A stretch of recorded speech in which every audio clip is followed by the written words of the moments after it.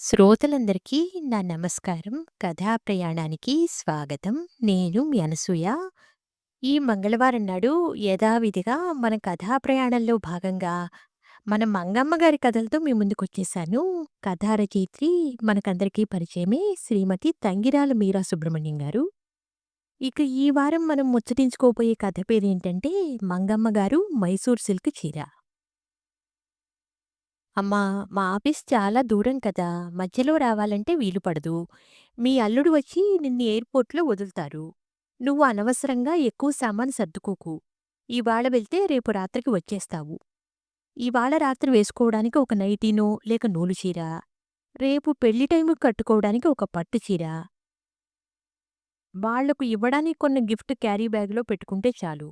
నువ్వేమీ కంగారు పడకు ఒంటరిగా వెళ్తున్నావని. ఇక్కడ మీ అల్లుడు విమానం ఎక్కిస్తాడు. అక్కడ మీ చెల్లెలో లేక ఆమె కొడుకుల్లో ఒకరో వచ్చి రిసీవ్ చేసుకుంటారు. Have a nice time. నేను బయలుదేరుతున్నా బై అని కారెక్కింది చిన్ని. చేతిలో ఉన్న పెళ్లి కార్డు వైపు మరోసారి చూశారు మంగమ్మగారు. ఒక పుస్తకంలా ఉందా కార్డు. మొదటి పేజీలో పెళ్లి కొడుకు, పెళ్లి కూతుళ్ల ఫోటోలున్నాయి. జంట చూడముచ్చటగా ఉన్నారు అనుకున్నారు మంగమ్మగారు. మూడో కొడుకు కూడా మా చిన్నాన్న పోలికే అనుకున్నారు మళ్ళీ. రెండవ పేజీలో పెళ్లి కూతురు తరపు నుండి ఆహ్వానం ఉంది.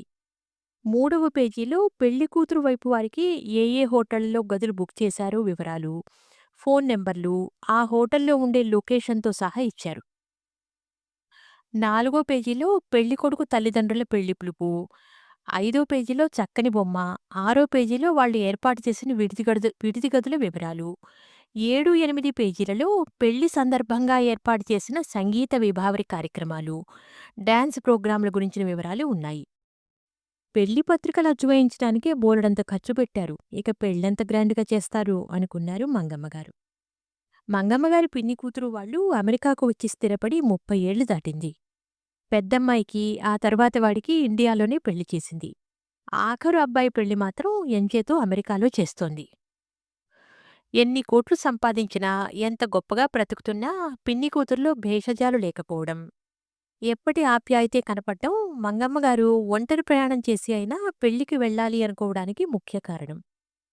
పెళ్లి పత్రిక అందిన రోజునే ఫోన్ చేసింది తను. తప్పకుండా రావాలని, రానుపోను టిక్కెట్లు విమానంలో తానే బుక్ చేస్తానని అన్నది. ఆ అభిమానం చూశాక కాదనలేకపోయారు మంగమ్మగారు. టిక్కెట్లు పెట్టుకుని మరీ పిలిపించాలటే, నా కూతురు కాస్తో కూస్తో సంపాదిస్తోందిగా, ఆ మాత్రం ఖర్చు పెట్టి పంపిస్తుందిలే. నేను వచ్చే ముందు ఫోన్ చేస్తాను. ఎయిర్‌పోర్ట్‌కి ఎవరినన్నా పంపించు చాలు. మరో మాట, ఎవరో గెస్ట్‌ని దింపినట్టు నన్ను ఎక్కడో హోటల్‌లో దింపకు. నీ దగ్గరుండి పెళ్లి చూడాలి అని వస్తున్నాను అని చెప్పేశారు మంగమ్మగారు. అమ్మానాన్నలిద్దరికీ ఫ్లోరిడాకు టిక్కెట్లు బుక్ చేసింది చిన్ని. పెళ్లి జరిగేది మియామిలో. పక్కన మంగపతి గారు ఉంటే ప్రపంచంలో ఏ మూలకు వెళ్ళడానికైనా ధైర్యంగా బయలుదేరతారు మంగమ్మగారు. యోగక్షేమం వహామ్యహం అని ఆయన మీద భారం వేసి నిశ్చింతగా ప్రయాణానికి సిద్ధమైపోతారు. తీరా ప్రయాణానికి 2 రోజులు ఉందనగా ఆయనకు జ్వరం రావడంతో తను రానని, ఆవిడని వెళ్లి రమ్మని చెప్పేశారు. ఒక టికెట్ క్యాన్సిల్ చేసేసింది చిన్ని. ఇది ముందు జరిగిన సంగతి. ఆ రోజు ప్రయాణం కనుక తల్లికి అన్ని జాగ్రత్తలు చెప్పి ఆఫీస్‌కు వెళ్ళింది చిన్ని. కూతురు చెప్పినట్టే ఒక కంచిపట్టు చీర, ఒక సాదా నూలు చీర బ్యాగులో సర్దుకుందావిడ. వాళ్ళ కోసం కొన్న వెండి పళ్ళెం కూడా పెట్టుకుంది మరిచిపోకుండా. ఇక తనకు కావలసిన బొట్టు, కాటుక, దువ్వెనలాంటివి ఎలాగూ హ్యాండ్ బ్యాగ్‌లోనే పెట్టేసింది. ఇకపోతే ప్రయాణానికి ఏం చీర కట్టుకోవాలా అన్న ఆలోచనలో పడిందావిడ. వెడుతున్నది చాలా ఆర్భాటంగా జరగబోతున్న పెళ్ళికాయే. ఎయిర్‌పోర్ట్ నుండి తిన్నగా పెళ్లి జరిగే చోటుకే వెళ్తుంది. ఎలాగూ ఈ రాత్రికే ఎదురుకోళ్ళు అవి ఉంటాయి. ఇవన్నీ ఆలోచించి ఒకేసారి మంచి చీర కట్టుకుని వెళితే అన్నిటికీ సరిపోతుంది అన్న నిశ్చయానికి వచ్చేశారు మంగమ్మగారు. మరీ గాడిగా కనపడకుండానే ఖరీదైనదిగా కనపడుతూ ప్రయాణంలోనూ సుఖంగా, ఒంటికి హాయిగా ఉండే మైసూరు సిల్క్ చీర కట్టుకుంటే హాయి అనుకుంటూ ఛాయ పసుపు రంగు చీరకు మెరూన్ కలర్ బార్డరు, అరచేయి వెడల్పున మామిడి పిందెల జరీ బార్డర్ ఉన్న చీర కట్టుకుని ప్రయాణానికి సిద్ధమైందామె. చిన్ని చెప్పినట్టుగానే మధ్యాహ్నం అల్లుడు వచ్చి ఆవిడను ఎయిర్‌పోర్ట్‌కు తీసుకెళ్ళాడు. పిట్స్‌బర్గ్ ఎయిర్‌పోర్ట్ ఆవిడకి చాలా నచ్చేసింది.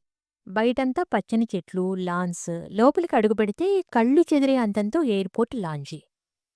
చెకిన్ చేయడానికి సామానేమీ లేదు కనుక ఉన్న ఒక్క బ్యాగ్ ఆవిడ దగ్గరే ఉంచుకుంది. మరో 2 గంటల వరకు సెక్యూరిటీ చెక్ జోన్‌లోకి రానివ్వరు కనుక తను బయలుదేరి ఆఫీస్‌కి వెళ్తానని హ్యాపీ జర్నీ అత్తయ్య అనేసి వెళ్ళిపోయాడు అల్లుడు. అతను వెళ్ళిపోయాక అలా తిరిగి చుట్టూ ఉన్న షాపులు అవి చూస్తూ కాలం గడిపేసిందావిడ.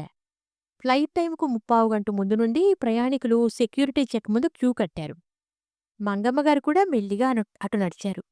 మనసులో ఎంత కంగారుగా ఉన్నా పైకి గంభీరంగా ఉండడానికి ప్రయత్నిస్తున్నారు. ఒంటరిగా విమాన ప్రయాణం చేయడం ఇదే మొదటిసారి ఆవిడకు. సరే, ఇక్కడ ఎక్కితే అక్కడ దిగడమే కదూ అని తనకు తానే ధైర్యం చెప్పుకున్నదావిడ. క్యూలో వెనకగా ఉన్న ఒక ఇండియన్ స్త్రీని చూసి పలకరింపుగా నవ్విందావిడ. కానీ ఆ అమ్మాయి మాత్రం ఈవిడ వైపు ఒకసారి చూసి చూపు తిప్పుకుంది. మన వాళ్ళకన్నా అమెరికన్లే నయం, హాయ్ అనేసి పోతుంటారు, పరిచయం ఉన్నా లేకపోయినా అనుకుంటూ నెమ్మదిగా ముందుకు నడిచారు మంగమ్మగారు. తన క్యాబిన్ లగేజీని సెక్యూరిటీలో నుండి లోపలికి పంపడానికి బల్ల మీద పెట్టి, పక్కనే ఉన్న ట్రే తీసుకుని అందులో తన హ్యాండ్ బ్యాగ్, వాచీ, చేతిగాజులు అన్నీ వేసి, ఆ ట్రే కూడా లోపలికి వెళ్ళేట్టు పెట్టిందావిడ. అటు పక్కగా ఉన్న మెటల్ డిటెక్టర్ ద్వారం గుండా లోపలికి రమ్మని సైగ చేశాడు అక్కడున్న ఉద్యోగి. మెల్లిగా అటువైపు నడిచి ఆ ద్వారంలో నుండి వెళ్ళబోతూ లోపలి వైపు పెద్ద గన్స్ పట్టుకుని నిలబడిన ఇంతెత్తున ఉన్న సెక్యూరిటీ ఆఫీసర్లను చూడగానే ఆవిడకు గాబరాగా అనిపించింది. మనసు గట్టి చేసుకుని లోపలికి అడుగుపెట్టింది. వెంటనే ఆగకుండా అలారం మ్రోగడం మొదలుపెట్టింది. ఆవిడ కంగారుగా వెనక్కి వెళ్ళబోతుంటే నో నో అని అరుస్తూ ఆవిడకు అటూ ఇటూ వచ్చి నిలబడ్డారు గన్ పట్టుకున్నవాళ్లు. ఏమైతే అయిందనుకుని లోపలికే నడిచారు మంగమ్మగారు. ఇంతలో ఎక్కడ్నుండో ఒక ఆడ సెక్యూరిటీ ఆఫీసరు, మరో ఇద్దరు ఆడ పోలీసులతో వచ్చి కమ్ దిస్ వే అంటూ ఆవిడికి దారి చూపించారు. My hand bag, my watch, my bangles అంటూ గొణిగారావిడ. You take them and come this way అంటూ మంగమ్మగారు గాజులు, వాచ్ తీసుకున్నాక ఆవిడ హ్యాండ్ బ్యాగ్ ఒక పోలీస్ తీసుకుంది. చాలా జాగ్రత్తగా ఆవిడ కాస్త దూరంలో నిలబడి తన చేతిలో ఉన్న మెటల్ డిటెక్టర్తో ఆమెను పైనుండి క్రింద దాకా స్కాన్ చేసిందా ఆడ ఆఫీసరు. అంతసేపు వాళ్ళు చెప్పినట్టు చేతులు జాపి ఉంచారు మంగమ్మగారు. సెక్యూరిటీ ఆఫీసరు చేతిలోని మెటల్ డిటెక్టర్ ఆగకుండా మోగుతూనే ఉంది. మంగమ్మగారిని చేతులు బార్లా జాపి ఉంచమని ముందుకు నడిపించి పక్కన ఉన్న గదిలోకి తీసుకెళ్ళింది. లోపలికి వెళ్ళాక డోంట్ మూవ్ యువర్ హ్యాండ్స్ అంటూనే ఇద్దరు ఆడపోలీసులు మంగమ్మగారిని పైనుండి క్రింది వరకు తడిమి చూశారు. డూ యూ హ్యావ్ గన్ అని అడిగింది officer. Gun, no no, see అంటూ చేతులు ముందుకు జాపబోయారు మంగమ్మగారు. డోంట్ మూవ్ అంటూ అరిచిందామె. చీర కుచ్చెళ్లకు బార్డరు ఉన్నంత మేర, గుండెల మీద నుండి వచ్చిన పైట కొంగు బార్డరు ఉన్నంత మేర దగ్గరకు తీసుకురాగానే ఆ మెటల్ డిటెక్టర్ అరుస్తూనే ఉంది. సడన్గా లైటు వెలిగినట్టు మంగమ్మగారికి విషయం అర్థమైంది. See this sari, border is made of pure silver and gold. Very famous in India. This is Mysore silk sari కంగారులో కాస్త తడబడుతూ చెప్పిందావిడ. మంగమ్మగారు ఎదురు చూసినట్టుగా ఆఫీసర్ ముఖంలో మెచ్చుకోలు కాని, అలాగా అన్న భావం కానీ కనపడలేదు.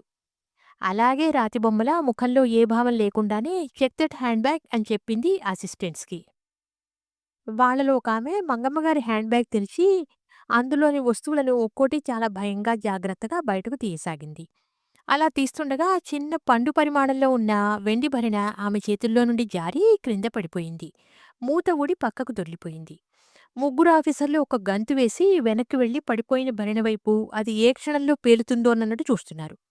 అంత టెన్షన్లోనూ వాళ్ల ముఖాలు చూస్తుంటే మంగమ్మగారికి నవ్వొచ్చింది. That is my kajal box, see అంటూ చటుక్కును వంగి దాన్ని చేతిలోకి తీసుకున్నదావిడ. డోంట్ డూ ఎనీథింగ్ అంటూ గబాల్న గంతీసి మంగమ్మగారికి గురిపెట్టింది ఆఫీసర్. అంతలోనే కాటుక భరణలోని కాటుక చేతికి అంటుకోవడం వల్ల భరిణ క్రిందికి వదిలేసి I apply it to my eyes అంటూ వేలికి ఉన్న కాటుకను కంటికి పెట్టుకున్నదావిడ. ఆఫీసర్ల ముగ్గురు ముఖాల్లో రిలీఫ్ కనపడింది. అంతలో వేలికి మిగిలిన కాటుక పాపిడి దగ్గర పూసుకున్నది మంగమ్మగారు. వాట్ ఆర్ యూ డూయింగ్ అనుమానంగా అడిగింది security officer. This Kajal will cover my grey hair just like hair dye అంటూ వివరించారు మంగమ్మగారు. ఆఫీసరు నవ్వనని ఒట్టు పెట్టుకున్నట్టు కోల్డ్గా ఆవిడ వైపు చూసి లెట్ హర్ గో అంది మిగతా ఇద్దరితో. బ్రతుకు జీవుడా అనుకుంటూ హ్యాండ్ బ్యాగ్ తీసుకుని క్యాబిన్ లగేజ్ లాక్కుంటూ ప్లేన్ వైపుకు నడిచారు మంగమ్మగారు. సీట్లో కూర్చున్నా కూడా ఆవిడ గుండెదడ తగ్గలేదు. వీళ్ల పెళ్లి బంగారం కాను, దర్జాగా ఉండాలన్న ఆశతో ఈ సెక్యూరిటీ చెక్కుల గురించి ఆలోచన లేకుండా జరీచీర కట్టుకుని వచ్చి వీళ్ల చేతుల్లో చిక్కాల్సి వచ్చింది. ఇంకోసారి బుద్ధి ఉంటే జరీచీరలు విమాన ప్రయాణాలే కట్టకూడదు అనుకుని మనసులోనే లెంపలు వాయించుకున్నదామె. పెళ్లి కోసం కంచిపట్టు చీర తెచ్చుకుంది. దాన్నిండా కూడా జరి ఉంది. పెళ్లికి ఏదో ఒక చీర పెట్టకపోతే చెల్లాయి. వాపస్ వచ్చేటప్పుడు అది కట్టుకోవాలి అనుకుంది మళ్ళీ. పెళ్ళింట్లో అడుగుపెట్టిన మంగమ్మగారిని చూడగానే వావ్! లవ్లీ శారీ అంటూ అక్కని కౌగిలించుకుంది పెళ్ళికొడుకు తల్లి మంగమ్మగారి పిన్ని కూతురు. ఇదెన్ని తిప్పలు పెట్టిందో నీకేం తెలుసు అనుకుంటూ సింగినవ్వు నవ్వారు మంగమ్మగారు. పెళ్లి బ్రహ్మాండంగా జరిగింది. ఆ సంతోషంలో నిన్నటి గొడవ మర్చిపోయారు మంగమ్మగారు. ఆవిడ బయలుదేరే ముందు బొట్టు పెట్టి చీర ప్యాకెట్ అందించింది చెల్లెలు. పచ్చని నీ ఒంటి ఛాయకు బాగా నప్పుతుందని ఎంఎస్ బ్లూ కలర్ కొన్నాను చూడు అంటూ అట్టపెట్టి తెరిచి చూపించింది. రంగు ఎంఎస్ సుబ్బలక్ష్మి గారు కట్టే బ్లూ రంగే కానీ చీర మాత్రం మామిడి పిందెల జరీ బార్డరున్న అచ్చమైన మైసూరు సిల్క్ చీర. విన్నారుగా ఈ మంగమ్మ గారు మైసూరు సిల్క్ చీర అనే సరదా ప్రహసనాన్ని. వచ్చే వారం ఇటువంటిదే మరో ముచ్చటైన హాస్య కథతో మీ ముందుంటానే. అంతవరకు సెలవు. నమస్కారం. ఉంటాను.